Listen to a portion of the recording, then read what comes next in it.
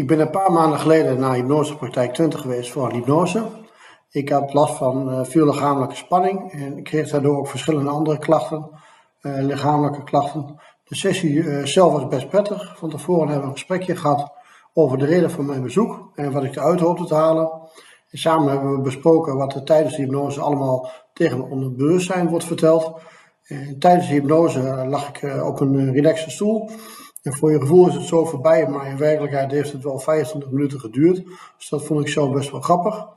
Eenmaal uit de hypnose en in de auto op de weg terug naar huis merkte ik al direct dat ik heel veel moest gapen en dat mijn oren plopten. Waarvan ik nu weet dat het eigenlijk dus de spanning is die uit mijn lichaam wegtrok. Dat heeft nog een paar dagen geduurd en ik merkte ook echt meer ontspanning in mijn lichaam. Voor mij heeft het echt gewerkt. Ik weet eigenlijk niet hoe ik dit anders had moeten aanpakken. Dus ik kan het ook zeker iedereen aanraden.